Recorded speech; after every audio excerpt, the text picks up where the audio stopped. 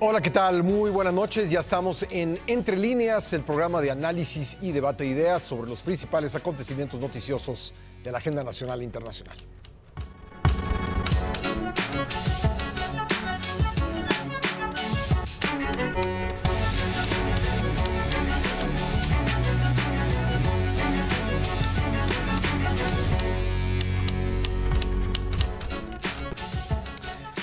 Una marcha pacífica de estudiantes fue violentada el pasado 3 de septiembre por un grupo de porros. Ocurrió en la explanada de Rectoría en Ciudad Universitaria, donde unos cuantos vándalos perfectamente organizados agredieron a los manifestantes, golpeándolos e hiriéndolos. El conflicto escaló y derivó en otras marchas de rechazo a la violencia y a la petición de poner un alto a estos porros. Un conflicto local originado en el CCH Azcapotzalco ha llevado a un conflicto mucho más amplio que abarca casi todo el tejido institucional de la UNAM. El conflicto que ha surgido en la Universidad Nacional Autónoma de México pues ha dado lugar a muchas interpretaciones, de repente más preguntas que respuestas. Ese es el tema de esta noche, lo vamos a platicar con nuestros compañeros en la mesa. Fabiola Guarneros, ¿cómo estás? Muy bien, Pascal, buenas noches a todos. Martín Espinosa, buenas noches. ¿Qué tal a todos? Muy buenas noches. Leticia Robles de la Rosa, buenas noches. Buenas noches a todos. Gerardo Galarza, ¿cómo estás, Gerardo? Pascal, buenas noches a todos, buenas noches al público. Bueno, pues un conflicto que de repente no sabe uno si tiene que ver con el periodo de transición o no, pero ocurre dentro de él, Gerardo. Mira, yo creo que voy a plantear primero, antes que nada, antes de empezar el programa, para que no se me venga el enjambre encima, que creo en la autenticidad de los muchachos, de este y de otros movimientos. Creo que tienen derecho a exponer sus demandas, y algunas muy justas, pero que a lo largo de la historia de la universidad, por lo menos de la universidad que existe como tal desde el 29 para acá, pero sobre todo del 45 para acá, cuando se crea la actual Junta de Gobierno, la universidad siempre ha sido botín político. Y así rápidamente, de puro recuerdo, el único movimiento, los dos únicos movimientos que no tiraron a estudiantiles, que no tiraron a un rector de la universidad, que no fue el movimiento estudiantil, sino su aprovechamiento político, fue el más grande de todos, el del 68. Sí, y no tanto porque el rector Barros Sierra se haya sumado y haya apoyado a los estudiantes con aquella marcha del silencio de la que se acaban de conmemorar 50 años, sino simple y sencillamente porque era otro grupo muy coherente con lo que estaba ocurriendo en el país y no tenía asuntos, aunque hubiese en las demandas en el pliego petitorio asuntos universitarios, no iban sobre la universidad de ellos como se pretendían otros. Y Leti sabe muy bien de eso más que yo, el doctor Jorge Carpizo, cuando aquel congreso universitario de las fortalezas y debilidades de la UNAM, no lo tiraron, pero no fue reelecto como rector. Entonces creo que este es el asunto. Es un lugar común decir que la UNAM es una caja de resonancia de lo que ocurre en el país. Así es, y esto da motivo a especulación. Vamos a decirlo claramente porque, contrario a la promesa del presidente electo Andrés Manuel López Obrador de abrir las matrículas, pues por lo menos de entrada el actual rector se negó a abrir la matrícula a la UNAM por un problema grave que tiene la UNAM y todas las universidades del país. No es solamente abrir una matrícula. Y entonces se junta con algo muy local, que los muchachos del CCH Azcapotzalco tienen derecho. El problema empezó por la despintada, por decirlo así, de un mural. Y hay que recordar que el 68 se inició aparentemente por una bronca callejera, ahí por donde una novatada. Una novatada, sí. Allá en la Ciudadela. Pero ahí empezó cuando la universidad estaba pues más o menos trabajando en calma en los últimos meses y en los últimos años. Desde 2000, ¿no? Desde el 2000, desde el 99. Principios de 2000 no había un conflicto universitario. Y empieza esto y entonces se presta a muchas especulaciones. ¿Por qué? Porque bueno, como bastión político, ¿qué es la universidad? También es eso, botín y bastión político. Sí. Los gobiernos federales siempre han intervenido o tratan de intervenir en la UNAM. Y entonces, pues es lo que sea. Los porros siempre, Leti nos dará clase de eso seguramente, siempre han existido. Todo el mundo sabe quiénes son, cómo actúan, hay muchos testimonios, pero esta vez están grabados. Las cámaras de la policía de la Ciudad de México grabó los camiones, grabó a los agresores, la agresión a los agresores y demás, y los pocos que habían sido detenidos por diferentes argucias están libres. Creo que tenemos derecho los mexicanos, no solamente los universitarios. Yo soy universitario, soy egresado de la UNAM, los que estamos aquí, todos somos egresados de la UNAM. Yo profesora. Y además profesora Leti. tenemos derecho a saber, y los que no son egresados de la UNAM también tienen derecho a saber como mexicanos quiénes son primero los porros, quién los mueve, quién los patrocina. Eso es lo que está atrás de esto. Yo quisiera hacer un apunte en función de lo que dices, Gerardo. Yo también creo que las demandas originales son legítimas. Cuando me refiero a las dudas que hay en torno al conflicto, me refiero al ataque de los porros. Exactamente. Porque yo también creo que este movimiento, y me gustaría conocer la opinión de los demás, pues se inicia por una demanda muy legítima. Digamos, más allá de lo anecdótico o no que pudiese ser borrar un mural, también había situaciones reales de falta de profesores y falta de salones. Pero fíjate, eso es un problema, perdón por acaparar la palabra, de la masificación de la universidad, de abrir la matrícula. Esto empezó en los años 70, yo ingresé a la universidad en los años 70 y no es que no haya presentado examen de admisión, yo fui de quienes presentó examen de admisión porque venía de una prepa no de la UNAM. Yo venía de una prepa de la Universidad de Guanajuato y tuve que presentar mi examen de admisión. Pero la masificación con el gobierno de Luis Echeverría, que estamos recordando muchas cosas de Luis Echeverría y de José López Portillo ahora en estos tiempos, empieza con él. Pero no solamente es abrir la matrícula, se requiere infraestructura. Maestros. Sí. Maestros preparados. Que no se debieran improvisar, ¿no? Dinero para la investigación. Sí. Y entonces, no es nomás es decir que todo el mundo entre. Y estos son problemas. El CCH Acapulco tiene ese problema. Le faltan salones, les faltan maestros, ¿no? Y de repente, pues sí, en un salón se asignan 100, 120 muchachos, que es totalmente antiacadémico, ¿no? Leticia Robles de la Rosa. Gracias, buenas noches a todos. ¿Qué puedo decir si ya dijo todo? No, miren, yo creo que los movimientos estudiantiles tenemos que entenderlos como siempre con un nacimiento legítimo.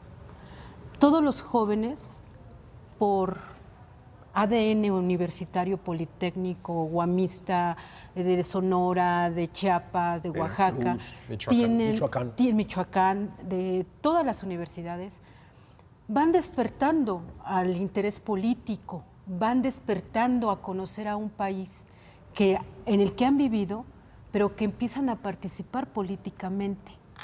La Universidad Nacional, que fue por décadas la única universidad pública más importante de este país, que de ella emanan el resto de las universidades estatales. Que por mucho tiempo se llamaban institutos de ciencias. Sí, y que, bueno, ahora el contexto es completamente distinto, vamos, ¿no? Ya no es la única universidad, es la máxima casa de estudios, pero ya no es la única. Ya le compiten muchas en muchas áreas, pero eso que ha implicado que se multipliquen las comunidades académicas y estudiantiles. El problema en todos los movimientos estudiantiles es que, como está lleno de jóvenes, hay adultos que creen que tienen el derecho de manipular sus asambleas mayores y de decirles, de edad, nada más, adultos no. Bueno, mayores de edad que creen que tienen el derecho de manipularlos y de conducir sus asambleas hacia donde ellos creen que debe ser, ¿sí? Y es ahí donde empieza el problema de las filtraciones políticas. La grilla, pues. La grilla, pero porque siempre hay manos de partidos políticos. A ver, los porros nacen en un contexto de un país totalmente priista. Autoritario. ¿Quién los manejaba? Pues el priismo. Ahora tenemos un país con una pluralidad política. Tenemos 20 años de ser gobernados en la Ciudad de México por el PRD. Los porros cobran en delegaciones políticas y eso no es un secreto, todo el mundo lo sabe, ¿sí? Antes cobraban en la CNOP del PRI. Yo ahí conocí a varios y les hice entrevistas en algún momento cuando trabajaba con el viejo. ¿Alguno llegó a ser líder del PRI en la Ciudad de México? Claro, por supuesto. Entonces, ellos tenían esa liga. Cuando el partido empieza a perder el poder y lo empieza a tener otro partido, pues así como los grupos sociales de Tepito, de La Morelos, de Iztapalapa, de Milpalta, empezaron a dejar de ser priistas y se fueron a ser perredistas, aquí ocurre lo mismo y no tenemos por qué espantarnos. Entonces, los porros se comportan dependiendo de quién les está pagando. Y son como sicarios. Y cuando no les están pagando, lo hacen por diversión. Pero ya no es como antes, que era básicamente por diversión y de repente les pagaban. No, ahorita están. Ahora, Desde hace al menos 20 años existe un grupo que es una especie de confederación de porros que se llama el 3 de marzo. Ese grupo nace justamente en los SH Azcapotzalco y Vallejo, ¿sí? Se caracterizan por algo muy especial. Ellos te pegan siempre con las piernas, con los pies. Si ustedes vieron los videos de lo que pasó fuera de rectoría, si se dan cuenta hay algunos que golpeaban con manos, pero muchos solo con los pies. Esos son 3 de marzo, como que es una de sus características. A mí me consta porque ahí conocí porros que trabajaban en el ESME, que eran miembros del ESME. Me consta. Varios de ellos son mis amigos, porque los conocí cuando cubría la fuente universitaria. Y eran porros del 3 de marzo. De hecho, por eso sé cosas del 3 de marzo, porque ellos me introdujeron a ese mundo. Bueno, pero no me consta que sigan siendo ellos. Yo estoy hablando de hace 20 años. No me consta que ocurra ahora. Lo que sí sé es que hay manos, no solo del PRI, de diferentes partidos, y no solamente de los partidos, de autoridades, y no solamente de autoridades, de otro tipo de organizaciones. El Frente Francisco Villa, por ejemplo, también tiene algunas manos metidas en grupos porriles. Hay que decirlo como son. Ahora, ¿qué pasa en este movimiento estudiantil actual? Creo que los jóvenes tienen un grave problema de carencia de formación política de su mismo antecedente. Yo pertenezco a la generación del CEU, Movimiento 86-87, que tiramos las reformas de Carpizo. Yo fui parte del CEU, era parte de un grupo comandado, digamos, o bueno, coordinado por la ahora doctora Carola García Calderón, que nos encargábamos de analizar la prensa en torno a CEU y trabajábamos en filosofía. Entonces yo ahí empecé a entrar en este asunto y evidentemente quiénes eran nuestros maestros del activismo, pues los del 68. Ahí estaba el Pino, por ejemplo, ¿no? Que era el único realmente fuerte que estaba ahí, de los conocidos. Cuando surge el 99, el movimiento del CGH, algunos del CEU, ya mayores, intentaron entrar a este grupo y es cuando este grupo se radicaliza. Y entonces el CGH es un movimiento extremadamente radical. Aplastaron a los moderados, estos que se decían autoherederos del 68. Bueno, pero estos movimientos surgen con antecedentes muy ligados, ¿sí? ¿Qué estamos viendo aquí? Como la universidad estuvo 18 años sin movimientos estudiantiles, la generación de alumnos que les corresponde este movimiento no tienen conocimiento de cómo se hacen las asambleas, no tienen conocimiento de qué opera para que una autoridad te quiera dirigir, escuchar. Y llegan a tal absurdo que te piden en sus pliegos petitorios que no haya represalias académicas. Fíjense, ellos creen que los maestros actuales de la UNAM son como los maestros del 29. En el 29 es cuando en México se empiezan a dar los paros generalizados, porque cuando tú faltabas a clases por ir a la marcha por la autonomía, los maestros en aquel tiempo, la UNAM de ultraderecha y rica, para jóvenes ricos, te castigaban. Y entonces, ¿qué es lo que hicieron los jóvenes? Se pusieron de acuerdo y dijeron, pues vámonos. Si se reprueba toda la universidad, se reprueba ella sola, ¿no? Era una forma de defenderte académicamente. Ahora, todos los maestros de la UNAM, todos, o somos del 68, o somos del 86, o somos del 99. Por Dios, ningún maestro ahora puede proceder académicamente en contra de un alumno. Podrás estar o no en favor de lo que él piensa en particular, pero nunca vas a reprimir un movimiento estudiantil como maestro. Pero te lo ponen ahí y están incurriendo en algo muy grave. Te están restringiendo tu libertad de cátedra. ¿Pero eso a qué se debe? A que ignoran el antecedente mismo como universitarios, de dónde vienen ellos, ¿no? Entonces, este problema de carencia de formación en los líderes del asambleísmo estudiantil los hace muy vulnerables a ser penetrados fácilmente por antiguos líderes del 99, del 86 Se y vuelven hasta del carne de 68. cañón, ¿no? Exactamente. Sí. Más fácil que lo que fuimos en 86, Claro. que fuimos el primer movimiento después del 71 en volver a tomar las calles. Nosotros sí íbamos con el trauma de las tanquetas. Ahora, en el 86 no hubo una participación importante o destacada de Porros. No. Creo que esta es la gran diferencia en esta ocasión, Fabiola.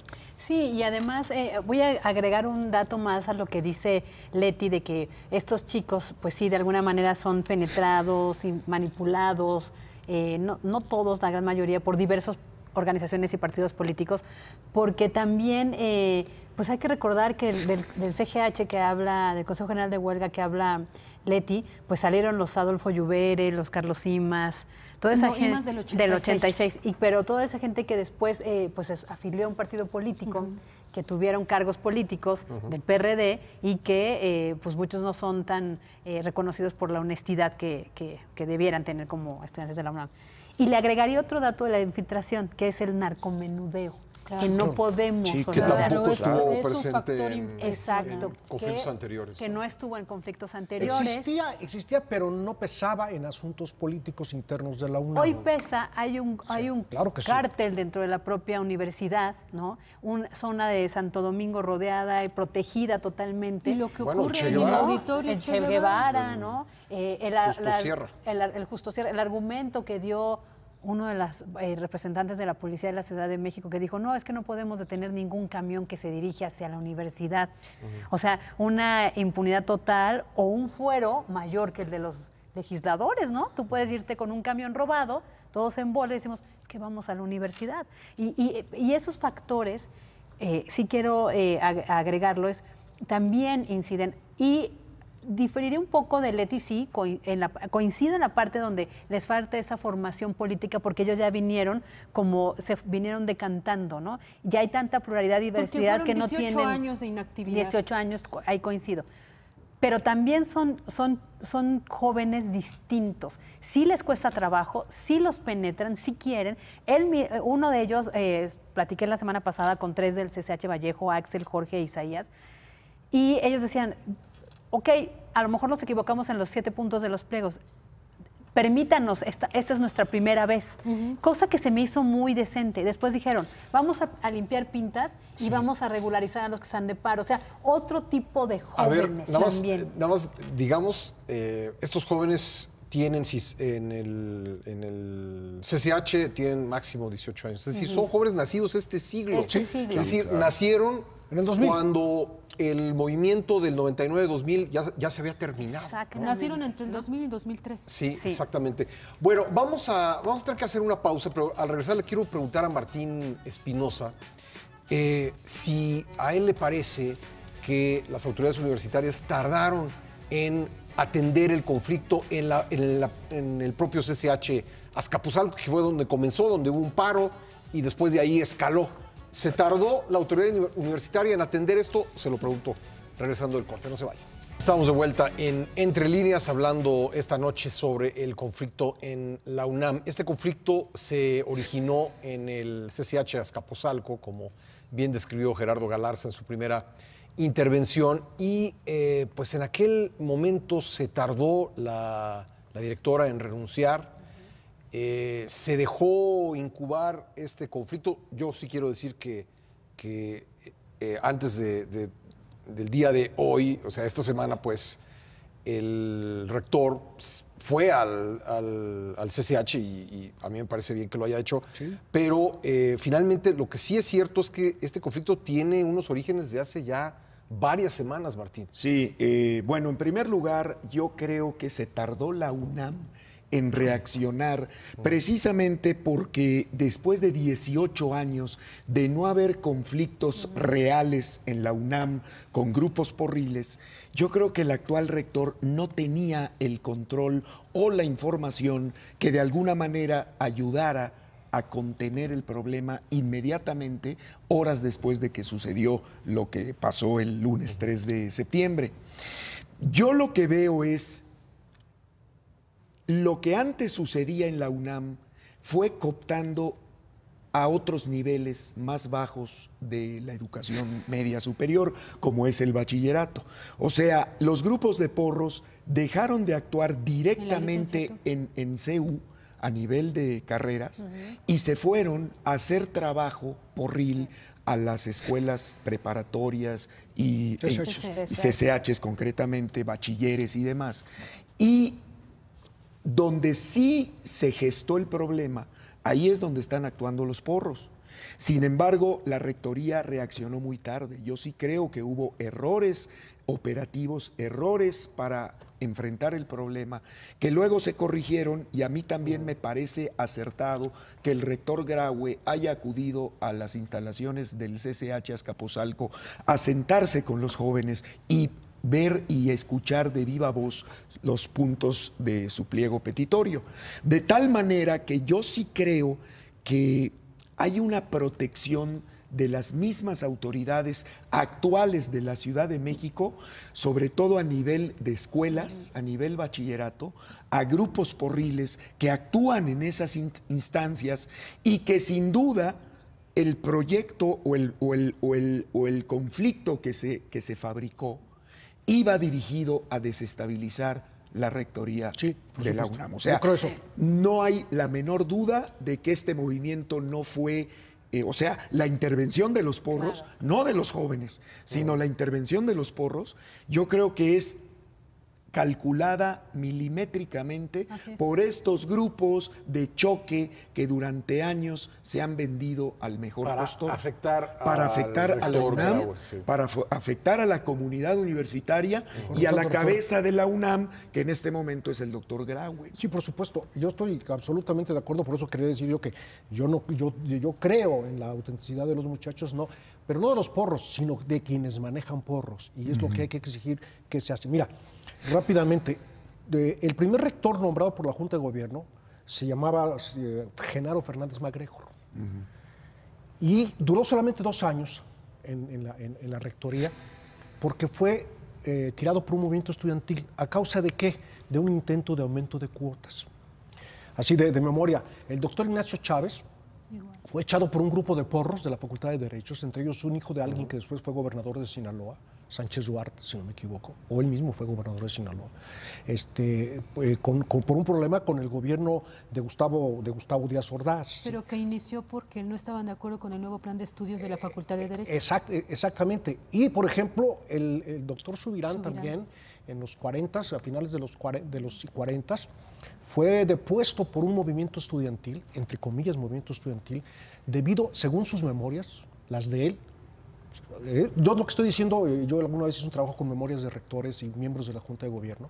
El doctor Subirán dijo que una buena parte de su caída fue a que se negó a obedecerle al presidente Miguel Alemán, que le pidió a la UNAM otorgar el grado honoris causa a Harry S. Truman. Y el rector se negó. Y apenas se negó, comenzó un movimiento estudiantil que lo tiró. Entonces la intervención en ese tiempo del gobierno federal, y ahora lo que dice Leti, lo que dice Martín, de grupos políticos en la UNAM está muy claro. Y evidentemente... Pero además, fíjate... Se vale especular así, es muy válido. Pero en la realidad, fíjate cómo contamina incluso actividades universitarias que son muy loables, que son muy nobles, como el fútbol americano, por ejemplo. Tuvieron que suspender un partido que estaba previsto en CEU precisamente para no provocar que estos grupos contaminaran un encuentro de americano y confundiera incluso la opinión pública que los mismos jugadores son parte del porrismo. Lo cual es completamente falso. ¿Hasta dónde ha llegado el problema? Sobre todo el problema de percepción de la sociedad los porros frente al vestidos con jerseys de que es fútbol lo americano. mismo que pasa en el fútbol soccer. O sea, con las porras famosas. Exactamente, son de ahí viene el nombre, ¿no? Son votos y cuotas de poder dentro de la UNAM protegidas por las mismas autoridades Y también internas por grupos, o algunas autoridades. Yo no sé, ahí Leti nos puede ilustrar más, también por grupos, poderosos grupos políticos en la universidad. Por ejemplo, cuando hay sucesión en la rectoría, pues quienes alguna vez reporteamos, aunque no seamos expertos como Leti, ¿no? Pues acordémonos del grupo de los médicos, que ha mantenido la rectoría de la universidad y la Secretaría de Salud Federal durante mucho tiempo.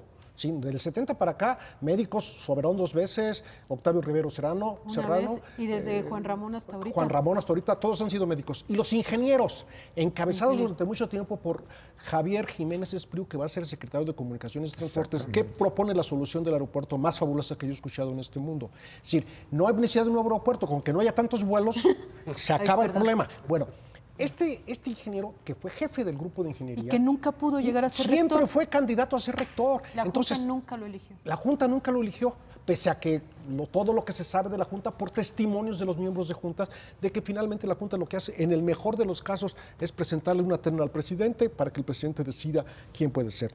A mí me cuentan, a lo mejor Leti puede decir más, que en el caso de Felipe Calderón, y bueno, de los 3 últimos gobiernos, Felipe Calderón y Felipe Calderón y Peña Nieto, pues los 3 presidentes no tenían tanto interés en la universidad de nombrar a un rector. Pero sí hay grupos políticos que les interesa la universidad como botín. Claro. Y entonces ocurre lo que está ocurriendo. Y es muy sintomático que después del triunfo del candidato de Morena, se dé esta situación con grupos juveniles muy identificados con la plataforma política de Andrés Manuel López Obrador. El primer movimiento que surge en un periodo de transición, ¿no? Exacto. Porque todos han surgido en la segunda parte del sexenio, pero mucho más temprano, ¿no? Normalmente estos movimientos. Bueno, el 99, Pascal, nace en febrero de 99 y contamina el proceso de sucesión, la elección con la Bastida. Sí, pero no en el periodo de transición. No. El problema ellos terminan hasta febrero del 2000. Sí, pero el que surge en este periodo es muy sintomático y no es casual. Y fíjate, no es una casualidad. Abonando lo que tú comentabas, que es evidente que querían moverle la alfombra al señor rector Graue. Nosotros no lo conocemos constantemente, pero los ataques de los porros son cotidianos en los planteles del bachillerato. Naucalpan, Azcapo y Vallejo. A ver, pero esperen. Luz del día, si los activistas anunciaron, vamos a ir a rectoría a una marcha, y los porros, hubiera sido la clásica, porque en la UNAM pasa eso. Activistas contra porros, porros contra activistas. Esa es la realidad cotidiana. Bueno.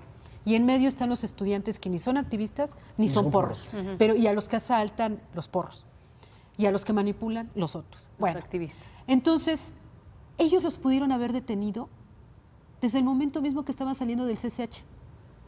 Desde el momento mismo los pudieron haber interceptado y les pudieron haber dicho, tú no vas a ningún lado, aquí te quedas, y les dan su zarandeada y se acabó. Pero lo que hicieron fue dejarlos llegar a rectoría. Pero es que esta es una herencia. Para que esto, es una herencia que van recibiendo las instituciones, incluso las actuales. Yo recuerdo en la semana declaraciones del jefe de la policía de la Ciudad de México, Raimundo Collins, que dice: es que nosotros tenemos instrucciones superiores de que cuando un grupo se dirige a la UNAM no lo podemos detener. Pues es lo que te decía. Bueno, pues es una herencia al alcahuetismo institucional que ha habido hacia estos grupos. Claro, y se vuelven cómplices. Un concepto totalmente. Impunidad y un concepto de autonomía que realmente no va por ahí. No, y aparte un fuero que no tiene nadie, ¿no? Pero yo quiero también coincidir con lo que dice Martín. Bueno, la UNAM, el departamento jurídico, que también Leti lo debe de saber, no tiene registrado, por lo menos en los últimos 16 años, que es esta parte de no hay un brote fuerte, ninguna denuncia por agresiones, violaciones, nada que tengan que ver con grupos porriles. Para ellos no existe. En el documento jurídico de la propia UNAM no existe la palabra porro, porril. No existe, no pasa nada. Bueno, no lo hemos estado investigando. Ni grupos de choque. Ni grupos de choque. La propia Secretaría de Gobernación y la propia gobierno de la Ciudad de México ha dicho que por lo menos hay 40 grupos porriles dentro de las escuelas, diversos bachilleratos o licenciaturas en la UNAM. Otros hablan de 52, ¿no? Es decir, lo que tú dices, hay planteles que hay 10 grupos porriles en un solo plantel. Y viene el caso del CCH de Azcapotzalco, Leti, porque se detectó la presencia de la Federación Estudiantil Universitarios, Alianza Universitaria, Vándalos, Porra Estudiantil Universitaria, Grupo Alfonso Peralta, Grupo Estudiantil Azcapotzalco, Grupo Rebel, 24 de enero, 11 de septiembre, 7 de noviembre y 13 de diciembre.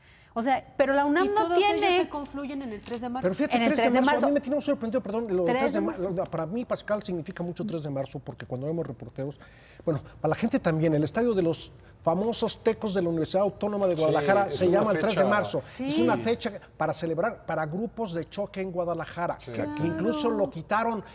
Es seguro que acá en la Ciudad de México le pusieron este nombre, no por relación con ese 3 de marzo, pero a mí me sorprende mucho, cuando tú dijiste 3 de marzo, pensé, efectivamente, estoy especulando, en los Tecos, que era un Ahora, grupo de choque contra la Universidad Autónoma de Guadalajara, la Universidad Autónoma de Guadalajara privada, grupo contra la ultraconservador, ¿no? contra la UDG, que también tenía sus porros. Bueno, tenemos ahora algunos porros redimidos, o que fueron grupos, rectores. que son rectores y ¿cómo se llama? Presidentes de la Feria del Libro, La Federación de Estudiantes de la Guadalajara. Federación de Estudiantes de Guadalajara. Y decir que, bueno, están identificados.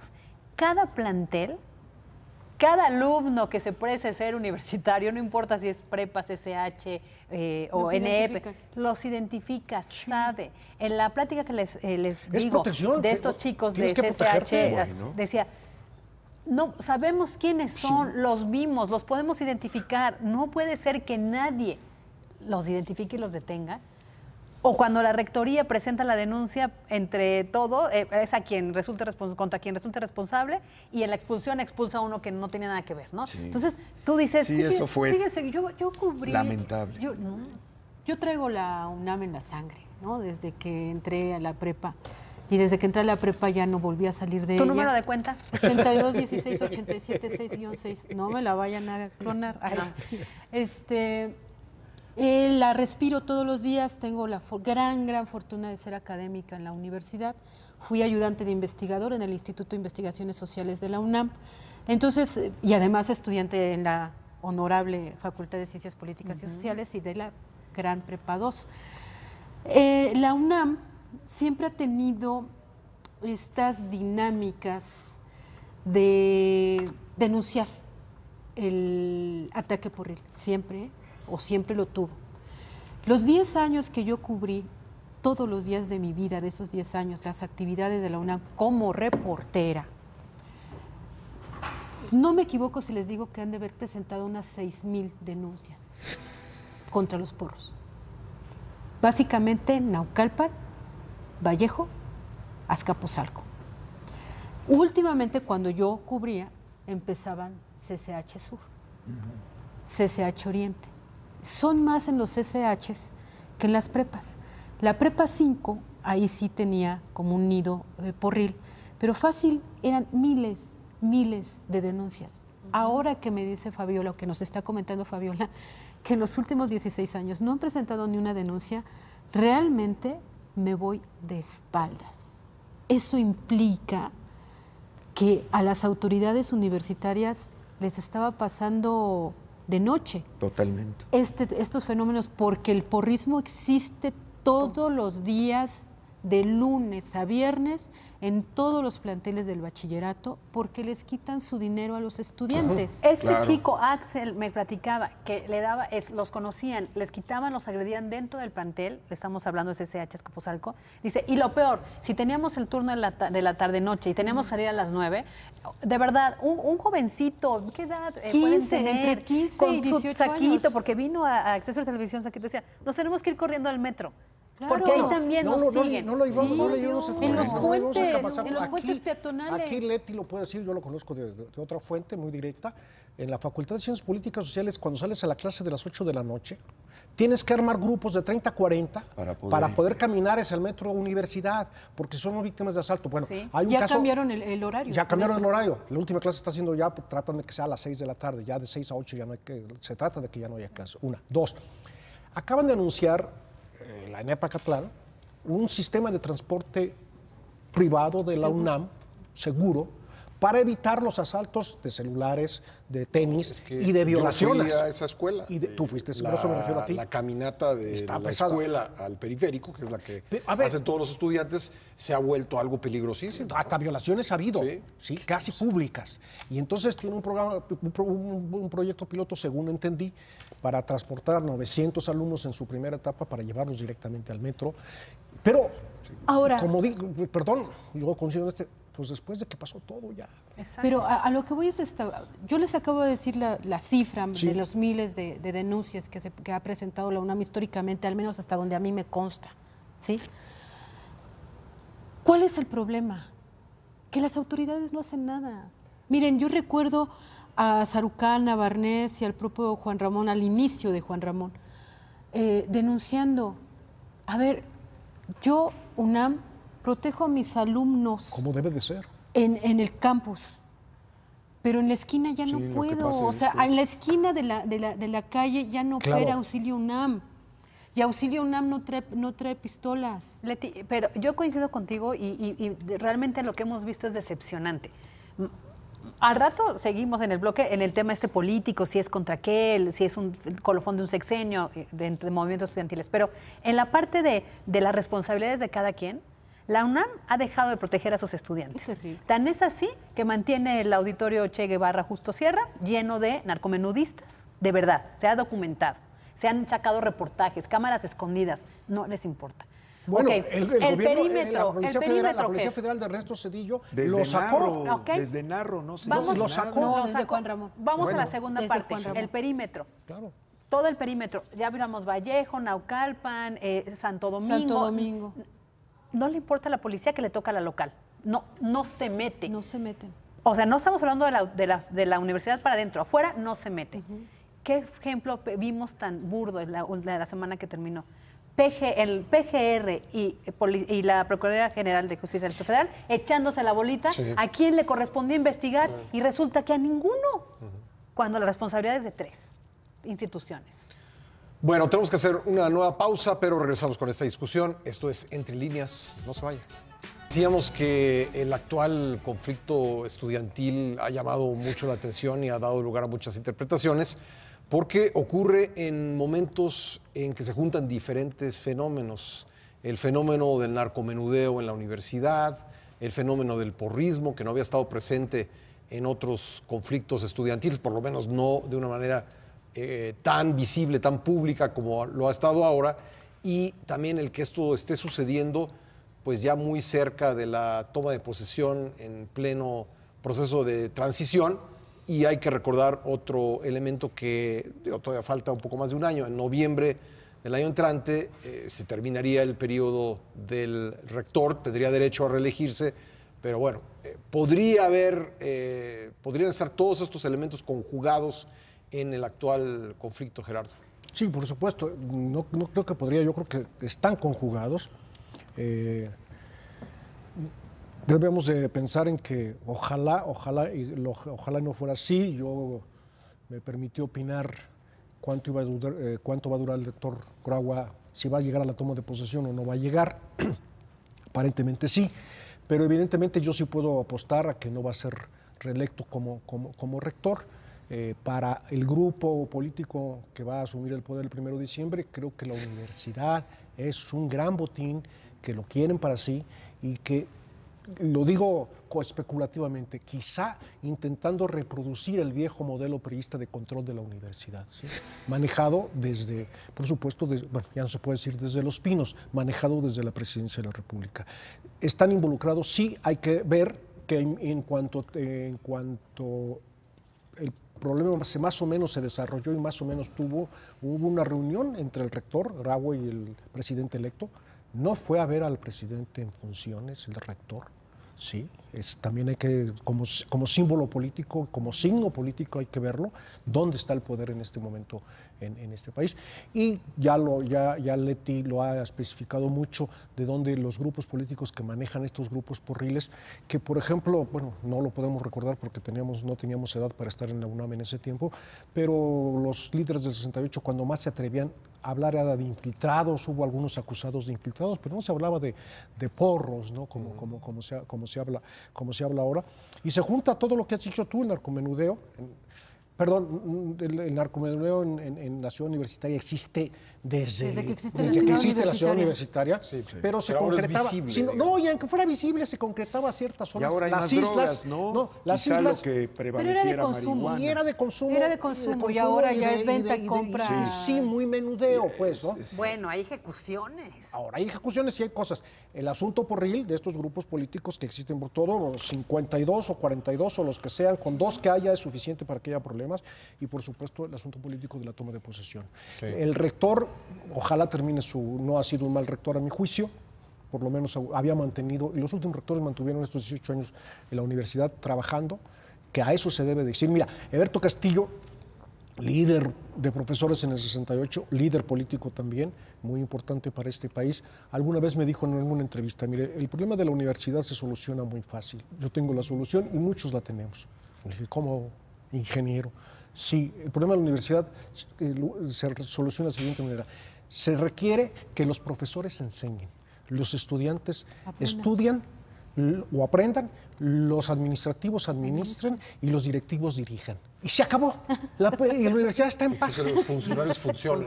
Los funcionarios funcionen, pues. Sí, exactamente, los funcionarios funcionan era la otra palabra. Los administrativos emiten, los funcionarios funcionan y los directivos dirijan. Y se acabó el problema de la universidad. No, sí, pues eso es lo práctico. Pero como es botín político y ahí confluyen muchas cosas, pues eso es muy atractivo para los políticos. Yo quiero, perdón, ibas a decir. Sí, no, agregar un elemento, lo que dice Gerardo me parece de verdad muy interesante, sí tienes razón. Graue se reunió con Andrés Manuel López Obrador y no con Peña Nieto.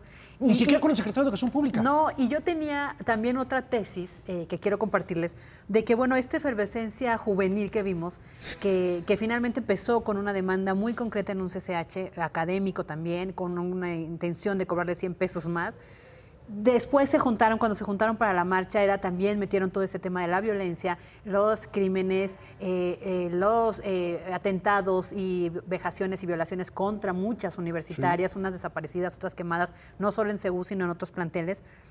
Y eso a mí me daba el pie para decir que también era el colofón de un sexenio que había estado marcado por desencuentros estudiantiles. Y acordémonos del movimiento con la Ibero, el Yo Soy 132, después acordémonos de Ayotzinapa, que si bien es cierto, no era algo que le había hecho el Estado, sí fue un desencuentro de estudiantes contra el Estado, contra el gobierno de Peña Nieto, y en esta ocasión terminaba con la violencia, ¿no? Entonces, también se puede ver desde el punto de vista, es el colofón de una administración que nunca tuvo un buen diálogo con los jóvenes.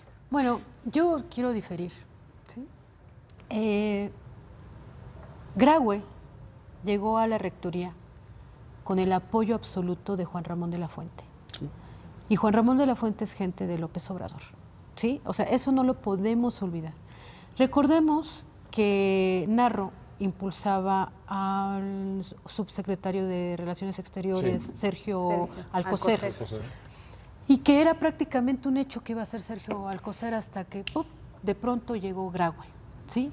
Un competidor que entró, digamos, al último momento. Todo mundo hablaba... Fue un tercero en discordia, ¿no? Todo mundo hablaba de que no podía ser un médico otra vez, porque veníamos ya de 16 años de médicos, 8 de Juan Ramón, 8 de Narro, y no podíamos pensar otra vez en los médicos. Pero ¿cuál fue la razón de la Junta de Gobierno? Hubo un movimiento estudiantil en contra de Sergio Alcocer. Y la advertencia fue, llega Alcocer, llega la inestabilidad a la UNAM. Llega Graue, llega la estabilidad, se mantiene la estabilidad universitaria.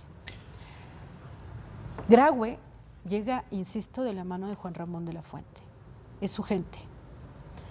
2, yo le veo otra interpretación a la reunión con López Obrador. Conociendo la dinámica universitaria, te puedo decir que eso está demostrando que las manos de Peña Nieto no están metidas. No, efectivamente, no, yo no digo que las manos de Peña Nieto. O sea, el hecho de que se haya reunido con López Obrador y no con De la Fuente, y no con Enrique Peña Nieto, a pesar de que es el presidente, demuestra que la prioridad era ir a hablar con el líder moral de los grupos Correcto. más activos. Eso es y la absolutamente. imagen es, Absolutamente. a ver, es tu gente. Quieren tirarme, tu gente. Absolutamente, ¿Sí? Leti. Pero yo soy gente de Juan Ramón y Juan Ramón está contigo. Sí. Entonces, esta fotografía de estamos juntos es no se metan en mi dinámica administrativa. Ahora, hay un elemento más, perdón Martín, Sí. y enseguida te cedo la palabra, pero creo que vale la pena ponerlo en la discusión. No solo estamos viviendo una transición federal, estamos viviendo una transición local, una alternancia local, Sí. ¿no? Entre el PRD y Morena, entre los cuales hay personajes muy confrontados.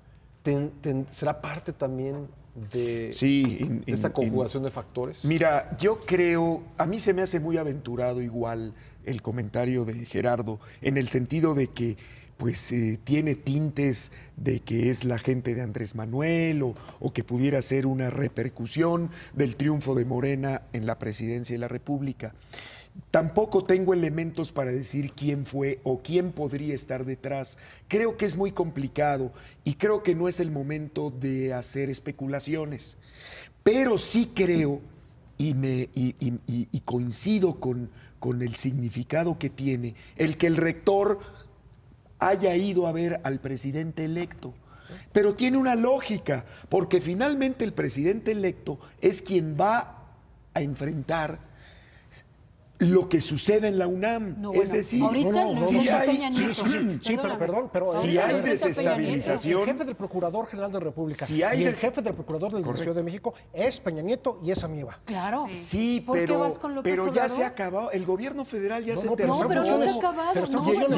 Enrique. Pero en la realidad ya se acabó. Y quienes van a enfrentar una posible desestabilización o una posible estabilidad con el rectorado del doctor Graue es la administración que entra a partir del 1 de Pero diciembre. ahorita está la administración actual, Martín. Pero es O un sea, cero a la el que- izquierda. De No acuerdo. tiene eso es lo que gobernabilidad. o sea, todos lo podemos considerar. Lo cierto es que ellos tienen el poder ahorita en las manos.